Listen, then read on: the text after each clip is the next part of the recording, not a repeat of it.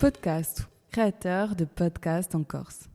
En fait, je suis partie là, d'un rêve de petite. J'ai déjà été suivie par un coach, mais il n'était jamais là. C'est-à-dire, il n'était jamais là. Il y en a beaucoup qui me disent « j'ai laissé mon corps à l'abandon ». C'est quelqu'un qui fait ses propres choix pour son entreprise, qui fait ce qu'elle veut. Et en vrai, pas du tout. Entreprendre seul ou avec des associés. Lever des fonds. Manager. Gérer une forte croissance. Comment entreprendre en Corse et qui sont celles et ceux qui entreprennent?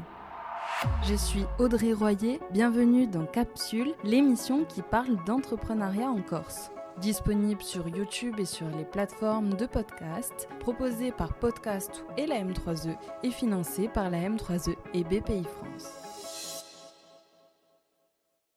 Parce que je trouve que c'est intéressant aussi de parler de son parcours et de potentiellement donner des idées à des gens, leur donner la motivation d'entreprendre. Ouais, c'est vraiment l'objectif. Tu es au bon endroit. Il y a des petites cartes au milieu de la table. C'est une petite nouveauté. Et quand je te le dirai, tu retourneras le petit papier et tu liras la question ou la phrase qu'il y aura d'inscrit. Est-ce que tu veux retourner la première petite carte? Qui est Sylvia Hu? Alors, du coup, c'est moi. Enchantée. Enchantée. Alors, qui est Sylvia Hu? Alors, moi, je suis issue d'une fratrie de 6 enfants. J'ai la 4e et 5e place parce que j'ai une sœur jumelle. Que dire sur Sylvia Hu? On a grandi, nos parents sont paysans, du coup agriculteurs. Donc, on a grandi tous. Ici, en Corse? En Corse, à Île-aux-Rousses. À l'âge de 12 ans, j'ai voulu être coach sportif parce que j'ai suivi une de mes sœurs qui avait 10 kilos de trop. Et vu que j'étais sportive, elle m'a dit « Sylvia, est-ce que tu peux faire quelque chose pour moi ?» Du coup, sans savoir ce qu'il fallait faire, donc je la faisais courir, je faisais attention à ce qu'elle mangeait. J'ai réussi à lui faire perdre 10 kilos. Okay. Et du coup, j'ai voulu être coach sportif et arriver à la terminale éco. Du coup, j'ai dit à ma mère, je veux faire STAPS. Et elle m'a dit, non, il n'y a pas de débouché.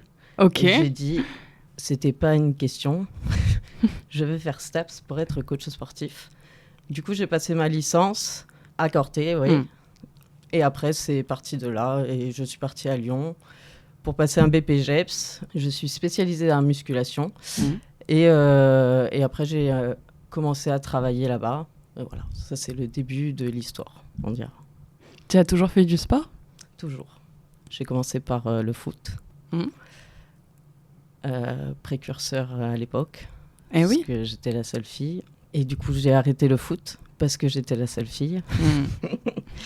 Et je me suis mise au tennis. Et après, pareil, j'ai fait plein de sports différents, divers et variés. Voilà. Est-ce que tu dirais que tu as toujours voulu entreprendre ou est-ce que c'est quelque chose... parce que du coup, tu as commencé tes premiers emplois à Lyon. Alors, mes premiers... Dans les salles de sport, oui. Parce qu'avant ça, comme beaucoup de jeunes, on a travaillé. Mais dans ma branche, oui, à Lyon. Est-ce que j'ai voulu toujours entreprendre? J'ai envie de te dire oui, vu mon caractère. Ok. Oui. Parce que j'ai un petit problème avec l'autorité. Ah. Et oui. Tu me dis et oui, comme si je le savais. Je sais pas. Oui, j'ai un petit problème avec l'autorité et du coup, je préfère faire mes propres choix. Donc, dans ma personnalité, je te dirais que oui, c'était... C'est uniquement par rapport au choix ou tu n'aimes pas que quelqu'un d'extérieur t'impose des horaires, par exemple, t'impose une façon de faire, peut-être que tu n'as pas la possibilité de discuter et de... C'est ça? Ouais. Les horaires, c'est pas... Ça me dérange pas. C'est plus de me dire ce que je dois faire quand je suis surtout pas d'accord avec la façon de faire. Du coup, je fais ce que je veux. Le problème. Donc, pour tout le monde, je pense que c'est mieux que je sois de mon côté et que... Pour tout le monde. Non, mais c'est vrai. Mais pour les autres, c'est pas facile non plus. Ça s'est mal passé à Lyon? Non, très bien. Très bon élément. Je suis un très bon élément. Je n'en doute pas. Mais mon surnom, c'était la rebelle. Ah. Voilà. Oui, donc c'est vraiment ton trait de caractère qui te définit. Et donc tu es Lyon et tu décides de rentrer en Corse ? Je suis restée 6 ans à Lyon et pour des, on va dire des raisons personnelles d'ambiance, j'ai voulu rentrer en Corse. Ouais. Et du coup, j'ai atterri à Ajaccio il y a maintenant 7 ans, un peu plus de 7 ans. Oui. Oh. Du coup, tu n'es pas retourné à l'île Rousse ? Non. C'est quand même petit. J'aime beaucoup y retourner pour les week-ends. Mais oui, pour y vivre. Mais pour y vivre, de passer de Lyon à Île-aux-Rousses, c'est costaud. Ouais. Je n'en doute pas. Et tu cherches du travail ? Comment ça se passe ? Ou tu te dis directement, je vais essayer de lancer quelque chose à moi ? J'étais lancée déjà à Lyon. Ok. J'avais déjà commencé en tant que coach privé. Du coup, l'idée, c'était d'arrêter là-bas pour refaire la même chose mais ici. Donc, quand je suis arrivée ici, j'ai fait le tour des salles parce qu'à la base, je faisais coach privé dans les salles où je reversais un loyer. Donc, je voulais faire la même chose ici. Donc, j'ai commencé à faire le tour et je me suis... Enfin, ça s'est bien passé au Sporting Club de Portici. Du coup, j'ai commencé mon activité là-bas. Là-bas où on m'a dit, travaille à côté, tu t'en sortiras jamais. Parce qu'ici, ça ne fonctionne pas. Du coup, j'ai dit d'accord, mais moi, je vais faire que ça. Et en fait, c'est parti de là. Et rapidement, ça a fonctionné, quoi. Ouais. Donc, à Portici, du coup. À Portici. Et après, j'ai fait Portici, Ajaccio aussi. Mais je faisais du domicile, mais essentiellement de la salle. Voilà. Donc, du coup, après, qu'est-ce que tu leur as dit ? Tu leur as dit, bon, ça a marché au final, tu as eu une discussion ? Non, pour le coup, je suis pas trop comme ça. Pas de discussion, mais juste, ils ont vu, il y avait rien à dire. Du coup, tu étais indépendante quand tu étais au Sporting Oui, je payais un loyer et j'avais accès à leur clientèle. Je faisais les premières séances pour, du coup, me faire connaître. Et proposer mes services en tant que coach pour travailler et pour du coup leur montrer que c'est pas si compliqué de ça de s'entraîner en salle, parce que c'est vrai que c'est apparemment très impressionnant. Je dis apparemment parce que pour moi c'est la maison, mais c'est assez impressionnant de voir toutes ces machines. Oui, quand on sait pas les utiliser. Exactement. Même pour un coach, je pense que c'est difficile de dire à une personne, va faire telle machine, par exemple, quand on sait que la personne n'en a jamais fait, et de se dire, potentiellement, la personne va se blesser. Se blesser, non. Si c'est des machines guidées, faut vraiment le faire pour se blesser. Mais effectivement, tu es obligé de lui expliquer comment la machine va fonctionner, parce que des fois, c'est compliqué, ouais. C'est très drôle, des fois. Ouais, non, mais c'est quoi les problèmes, enfin les profils des personnes qui viennent te voir ? C'est pour quelle problématique ? Alors, j'ai beaucoup de gens qui sont non sportifs, qui savent que le sport est important pour leur santé. C'est pour ça, des non sportifs qui arrivent dans une salle de sport. Ouais. Ah oui, c'est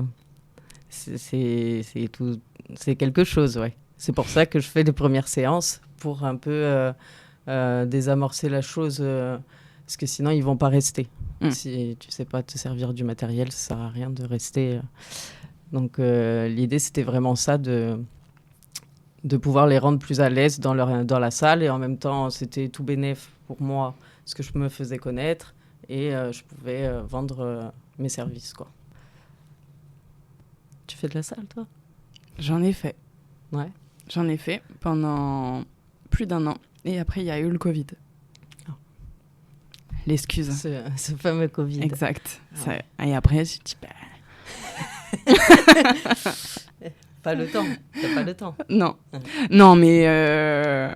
Sinon, je fais quand même pas mal de montagne. Mais c'est vrai que de reprendre une activité physique, comme tout le monde, ça ferait vraiment du bien. Donc, c'est ça, non mais c'est ça. À chaque fois, je le dis, mais il faut que... On n'est pas loin en plus, hein. C'est sur mon chemin. Ouais, tu vois. C'est sur mon chemin. Donc, je pourrais, hein. Écoute, on en parle à la fin. Donc, le Sporting, et après, comment ça se passe? Donc, c'était il y a combien de temps le Sporting? Tu es resté combien de temps là-bas? J'ai commencé en 2017, je suis restée 6 ans. Ok. Mais malheureusement, ils ont annoncé la fermeture en juin. Et là, moi, je faisais 2 salles. J'étais du coup au Sporting Club de Portici et à Fitness Park en ville. Et au mois de juin, parce que j'ai ma sœur jumelle qui habite aussi à Ajaccio, qui est diététicienne. Et du coup, je lui ai dit, ça ferme. Je pense que c'est maintenant qu'il faut lancer le projet qu'on avait à 2 il y a 10 ans, de s'associer pour faire une salle diète et sport.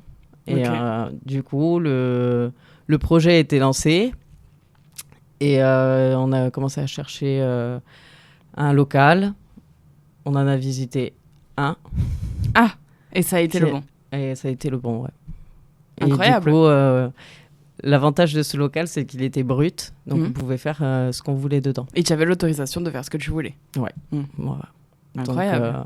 Donc, on avait annoncé quand même l'activité. Mais oui, on pouvait faire ce qu'on voulait, monter les cloisons comme on voulait. Donc, on a entrepris ça. En octobre-novembre, on a signé tous les papiers. De quelle année? De 2022. Et du coup, une fois que les papiers étaient signés, on a commencé les travaux pendant 2 mois et demi. Ça a été une belle époque. J'aime bien faire des travaux. Moi, j'aime bien, oui. J'aime bien, mais après, c'est le stress de devoir ouvrir, que ce soit là où tu vas recevoir les gens. Mais, c'est de l'investissement en plus. Oui. Wow. Tu as dû faire l'achat de machines. Oui, tout. Et on a dû... du coup, faire un prêt pour pouvoir faire tout ce qui était travaux, cloisons, électricité, plomberie. Et après, tout acheter à l'intérieur. Ouais. Ouais. Donc, mais après, quand c'est pour toi, c'est pas pareil. On veut bien faire cet investissement-là. Donc, du coup, en 2023, début 2023, janvier, on a ouvert. Ah, ça s'est fait vite. Ouais, très vite. 2-3 mois 2 mois et demi. Ouais. 2 mois et demi. Mais bon, c'était... moi, j'allais travailler le matin. J'allais sur le chantier, parce qu'on a fait beaucoup de choses, nous. Le soir, je rentrais chez moi pour retourner au travail. Et c'était ça tous les jours. Donc, et le week-end, à fond. Mais on n'avait que ce laps de temps pour faire les travaux et pouvoir ouvrir. Et après, tu reçois les gens chez toi et ça fait... Au début, c'est bizarre. Hein. Les retours. On a eu de très, très bons retours. Du coup, ça, c'est très encourageant. Et les gens étaient plus que contents. Ils se sentaient à l'époque, mais c'est toujours le cas maintenant. Bien encadré, et c'est plus... En plus, il y a plus ce truc de se faire voir par les autres dans les salles. Oui. Tu peux faire les coachings tranquille en privé, il n'y a que l'élève. Et pareil, ma sœur, elle a fait du coup les consultations diététiques, plus les ateliers cuisine diététique. Génial. Donc c'est vraiment bien. Et tout au même endroit. Ouais. Génial. Ça, c'est fantastique. Ouais. On adore. C'est fou, non mais c'est vrai, c'est fou. Et donc du coup, en fait, t'es passé de Lyon à Ajaccio, déjà. Ouais. Première chose dans ton activité entrepreneuriale. Ensuite, une salle de sport avec du coaching privé chez tes clients. Et ensuite, à ton propre local et une activité que tu partages avec ta sœur. Ouais. Tu as pivoté un peu, enfin c'est toujours la même activité, le cœur de ton métier est le même, mais au final, tu as su t'adapter aux circonstances. On a essayé. En tout cas, c'était des objectifs. Ça a l'air d'être réussi quand même. Oui, très bien réussi. Après, effectivement, c'était un objectif il y a 10 ans. Donc, oh, punaise, petit à petit, on a, avec ma sœur, fait chacune de notre côté notre parcours. Effectivement, comme tu disais, moi, j'ai commencé en tant que coach plateau. Coach plateau, c'est tu es sur le plateau musculation et tu donnes des conseils à tous les adhérents et tu es employé. Après, je suis passée coach privé. Je suis revenue ici et bon, après, tu as expliqué, mais effectivement, l'évolution, ma sœur, elle a à peu près la même évolution, employée, et puis après, elle a été à son compte, tout ça. Et là, on en est là, pour l'instant. On a d'autres objectifs, mais ça... Waouh, est-ce que tu pourras nous les dire? Non. Ça, je garde. Dommage, pas d'exclus. La dernière fois que j'ai fait ça... Ça s'est pas fait. Tu es superstitieuse. Pas du tout, j'avais demandé de ne pas en parler, et... on en a parlé. Ah bon? Ouais, pas toi. Hein. Du coup, maintenant, je dis plus rien. Je garde pour moi. Non, mais quand on dit qu'on passe le cap des 3 ans dans une entreprise, c'est quand même significatif. On dit que c'est un bon indicateur pour savoir si une entreprise ou une activité est pérenne. Et c'est vrai. Déjà, savoir si toi, tu as envie. Ouais. Et puis voir l'évolution. Si ton entreprise, elle fait ça, ou si elle fait 3 ans, c'est bien. Et après, il faut perdurer sur plus longtemps. Est-ce que tu es fière de toi? Fière de moi, oui. Moi, oui.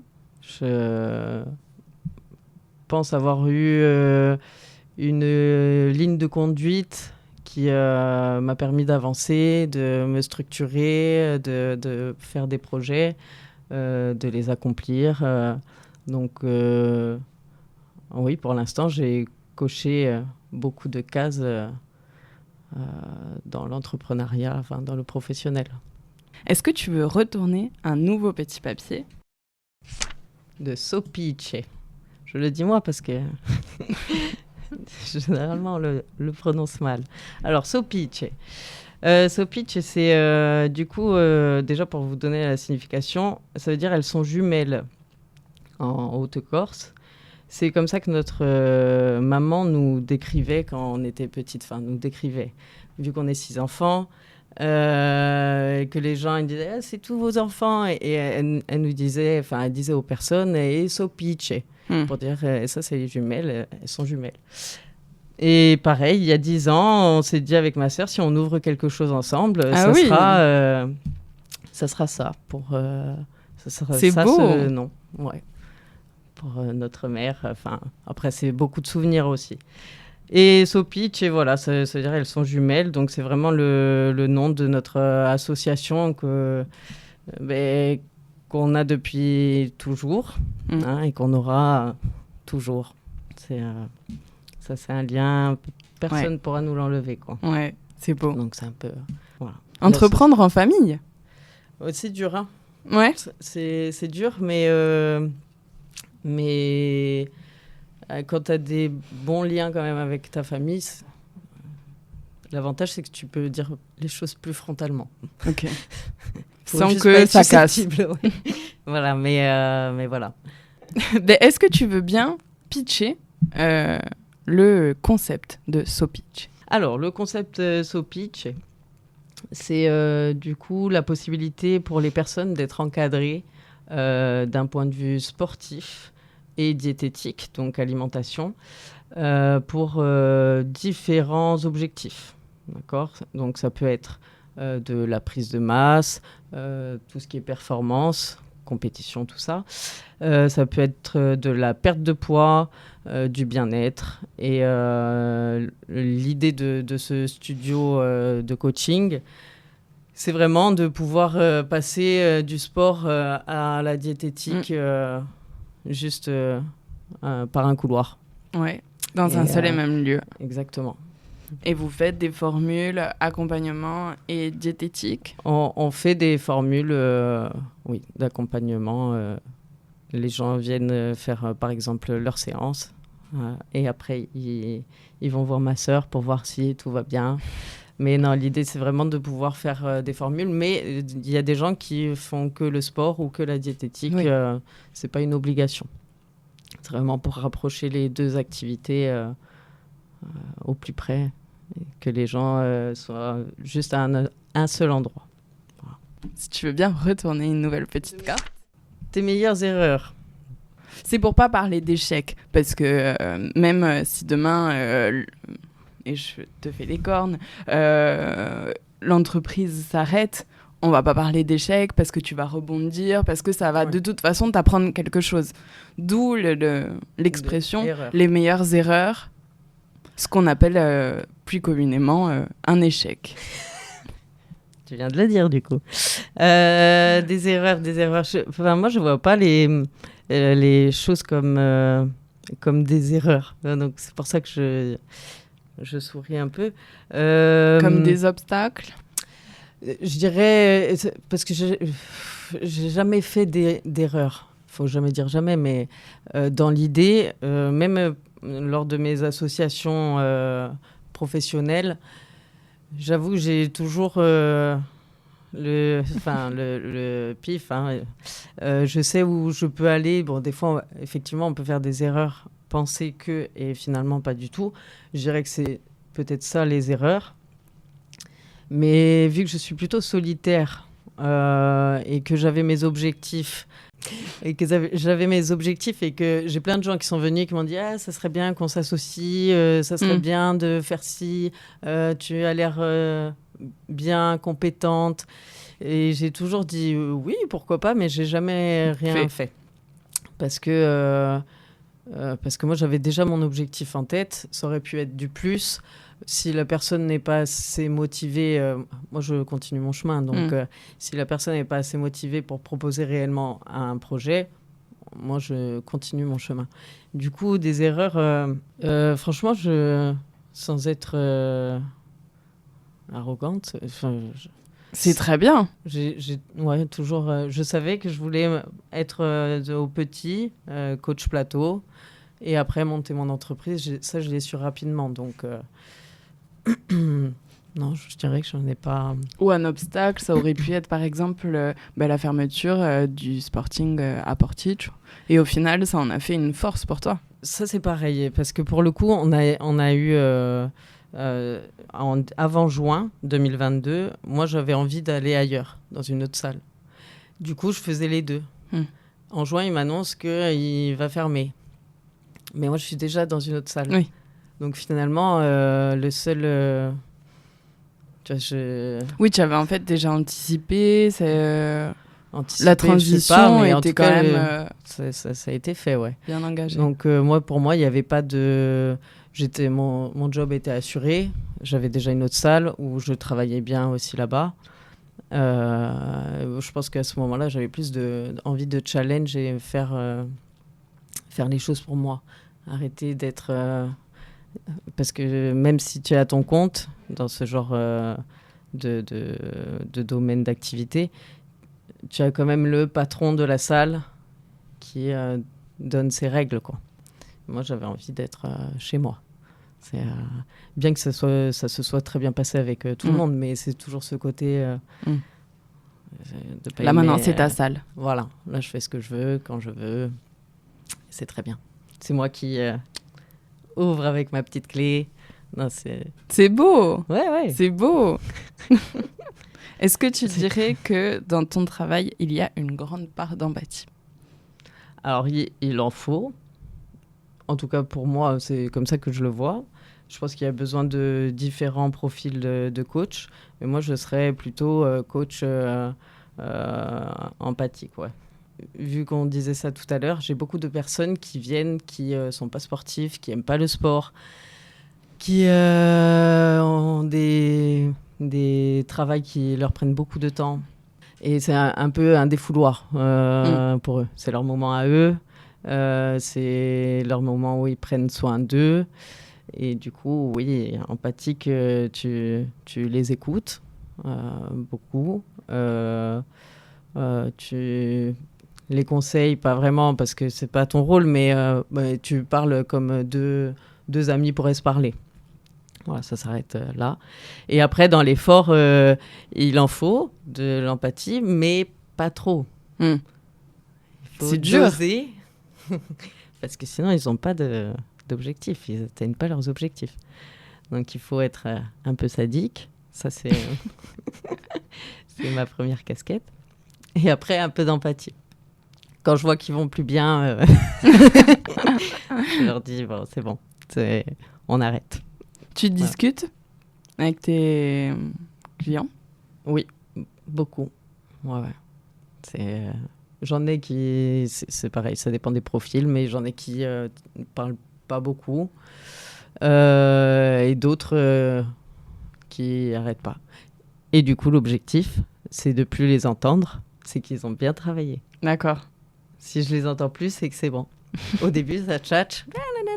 Et puis après, il n'y a plus de son. Voilà. Mais oui, on discute quand même pas mal. Ouais. Tu as vu des transformations folles? J'ai vu, oui, des transformations assez folles. Mais généralement, ce qui est fou là-dedans, c'est que les gens ne le voient pas. Ah ouais? Ouais. Ils pensent qu'ils font toujours le même poids qu'avant, quoi. Est-ce que tu dirais que dans tes valeurs ou dans tes engagements, y a aussi la femme? Parce que tu as travaillé, une de tes anciennes entreprises où tu as travaillé s'appelait Femme Fitness. Ouais. C'est vrai, tu as une bonne mémoire. Hein. Pour moi, c'est important pour que même tout le monde, même l'homme, mais c'est vrai que la place de la femme dans la société fait que elle a plus de charge mentale, on va dire, ou en tout cas de pression à être jolie, à être belle, à être bien faite. Et l'estime est beaucoup... empathie beaucoup. Donc, oui. D'ailleurs, dans notre métier, c'est beaucoup les femmes qui viennent prendre soin d'elles. Hein. C'est les hommes un peu plus, de plus en plus. Ils sont aussi un peu plus autonomes, donc ils ont moins besoin de coach. Parce que pour avoir travaillé en salle, ils devraient des fois en prendre, parce que c'est pas fou. Hein. Je les compare souvent à des petites fleurs qui éclosent, comme ça. Parce qu'on voit quand même un avant-après en termes de confiance et d'estime de soi. Et c'est très satisfaisant de voir une personne se sentir mieux, être moins dans le négatif, plus dans le positif. C'est assez valorisant même pour le coach, quoi.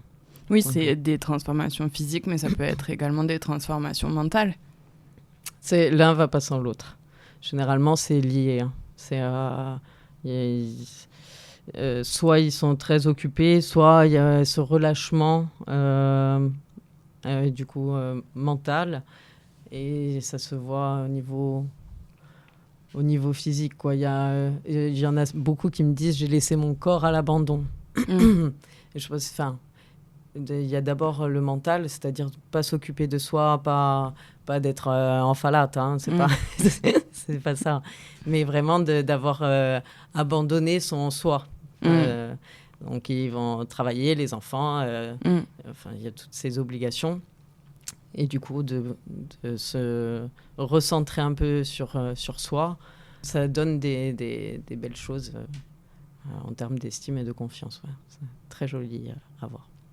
Vraiment, ça fait comme une petite fleur qui est... J'aime beaucoup cette métaphore. Moi, j'appelle ça des petites graines qui poussent, mais la fleur, c'est très joli aussi. On arrive à la dernière petite carte. Alors, qu'est-ce que la vie d'une entrepreneuse?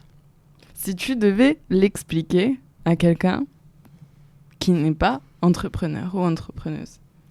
Alors, je dirais que la vie d'entrepreneuse, c'est quelqu'un qui fait ses propres choix pour son entreprise, qui fait ce qu'elle veut. Et en vrai, pas du tout. Parce qu'il y a plein de choses, on est obligé d'aller travailler, de respecter des horaires. On pense qu'on est libre et non.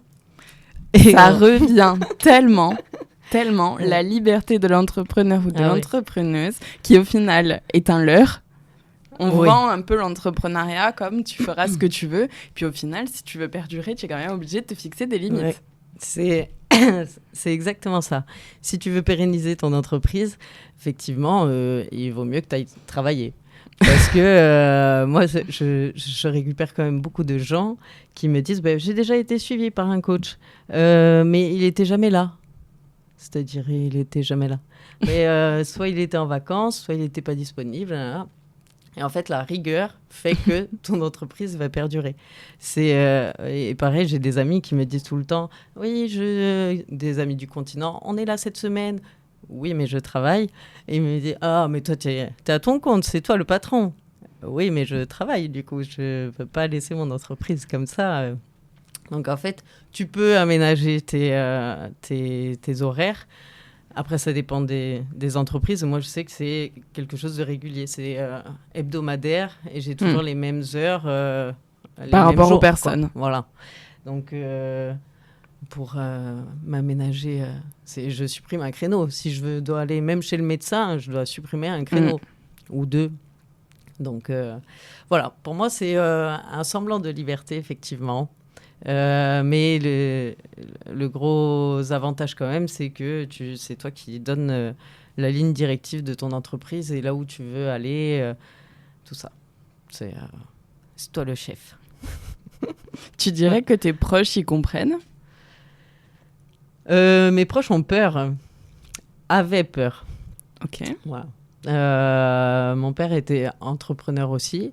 Et il a été, comme je disais au début, il a été agriculteur. Donc, c'est lui qui était son propre chef d'entreprise. Et après, il est passé paysagiste quand on était un peu plus âgé, enfant. Et lui, il a toujours eu peur. Il ne voulait pas que ses enfants fassent ça. Parce que c'était beaucoup de contraintes, il fallait gérer tout ce qui est administratif, tout ça. Hein. Et ils nous ont un peu, avec ma sœur, parce qu'on est les deux à être entrepreneurs dans la famille. C'est fou. Oui. Et ils ont eu très peur. Ouais. Parce qu'ils pensaient à la retraite, ils pensaient à tout ça. Nous, pour l'instant, on y pense sans y penser, on est un peu libre.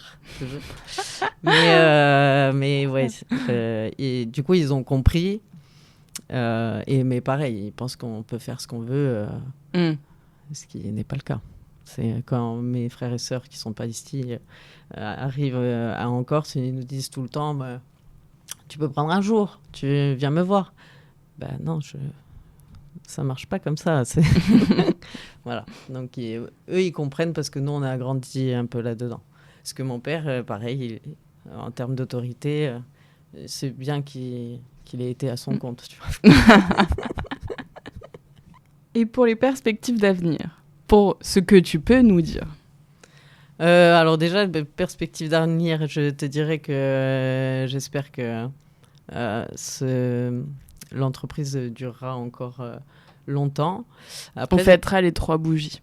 Oui. Déjà, on a fêté les premières. Oui. La première bougie, avec beaucoup d'émotions. Donc déjà que notre projet puisse perdurer.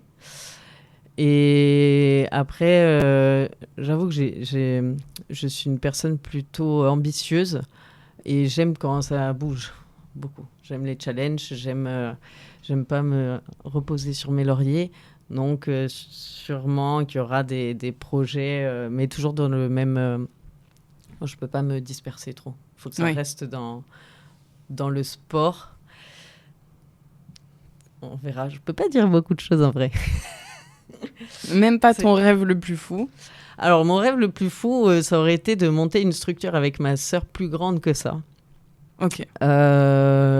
Où on pouvait accompagner des pathologies un peu plus importantes. Vraiment le côté paramédical, médical, avec du coup toute une équipe de médicale, quoi.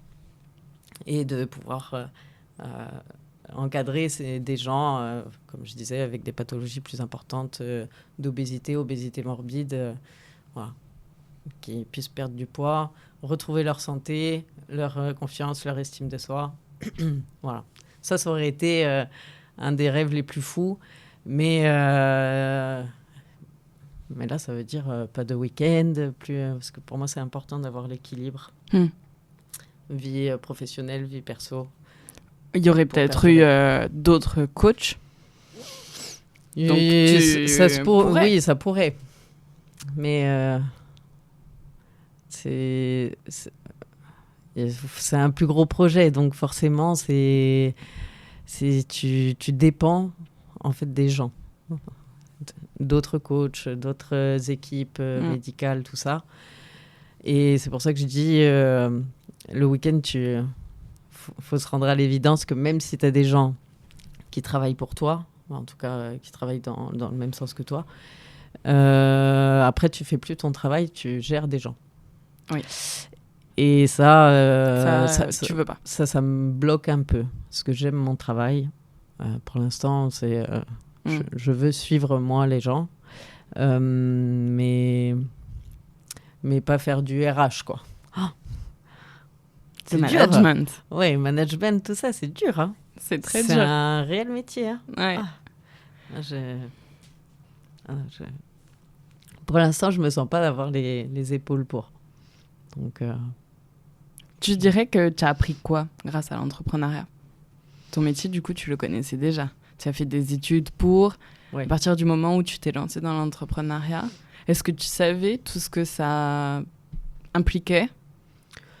À peu près, vu que avec mon père, mais pas autant. Après, c'est pas une entreprise. Le gros avantage qu'on ait, c'est que, pareil, entre guillemets, je vends du temps. Donc, je suis pas en train de faire des commandes, récupérer mes commandes, vendre mes produits. Moi, je vends que du temps. Et du coup, en termes administratifs, tout ça, ça enlève quand même beaucoup, beaucoup de choses.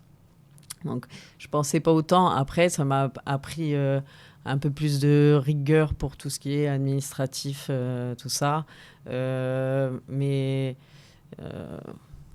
ouais, après, c'est plus par rapport à tout ce qui est communication, tout ça. Ça, c'est... on te le dit pas quand tu fais tes études. Hein. On t'apprend la base de ton métier, ce que tu dois savoir. Mais tout le reste, la comptabilité, l'administratif, la communication, parce que si les clients viennent pas, ton entreprise ne marche pas. C'est ça. Il faut la faire connaître pour attirer des publics. Et ça, c'est... Oui, on apprend. On est,